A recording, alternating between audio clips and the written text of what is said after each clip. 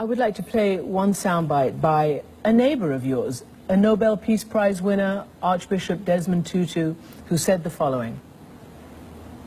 He's destroyed a wonderful country, a country that used to be a breadbasket. It has now become a basket case itself. But I think now, that the world must say, look, you have been responsible with your cohorts. You have been responsible for gross violations, and you are going to face indictment in The Hague unless you step down. And we'll ask you a question about, you heard what Archbishop Desmond Tutu said. That's nonsense. It's just devilish talk. Devilish talk? Yes. Do you He not... doesn't know what he's talking about, the little man. The little man, he's a Nobel Peace Prize winner. Oh, come on. He's a liberation fighter too. What South liberation? Africa. No, of course. You don't know what his status in the ANC amounts to. Can I ask you a question about Nelson Mandela? He's a great man, that one, yes. Nelson Mandela has got so much of the attention for being the great liberator of Africa. Yes. You did it earlier. Do you sometimes wish that you had got as much attention?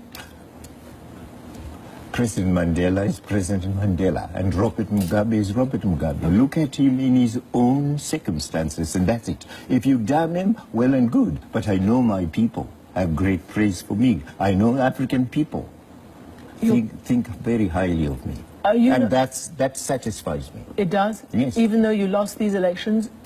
Which elections? The last ones. No, we didn't lose the elections at all. But that's why you're going into a power-sharing group. Look, we can argue about this, but my question is this. Why is it so difficult to leave power in a reasonable way when you're up, instead of waiting until it gets to this stage? Not when, you don't leave power when imperialists dictate that you leave. No imperialists, you were the president. No. There is regime change. Haven't you heard of a regime change program by Britain and the United States, which is aimed at getting not just Robert Mugabe out of power, but Robert Mugabe and his party out of power? And that naturally means we dig in, remain in our trenches. Are you going to stand for election again? That will depend on what I decide to do in the future. Can you tell us? No, not now. Can you imagine running for another election? I won't tell you that now, I say. Are you afraid, as some have suggested, that one day you might be indicted by the International Criminal Court? I don't care about that. The international, what they decide is entirely their own affair. I'm concerned about Zimbabwe, and I'm concerned about the lives of the people of Zimbabwe. And don't forget, it was my party which brought democracy into the country, and not the British.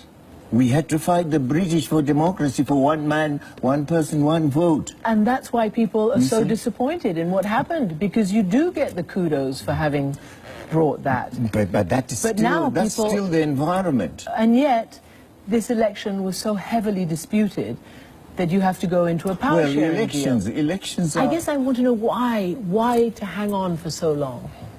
Elections don't go all that smoothly all the time. In many countries, that's the situation.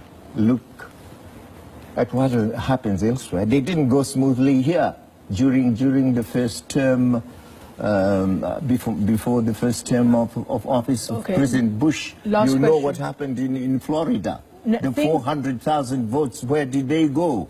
They were stolen by Mr. Bush, and you people said nothing about it. Well, it was very heavily covered, and there's a dispute about the word stolen, but here's the thing.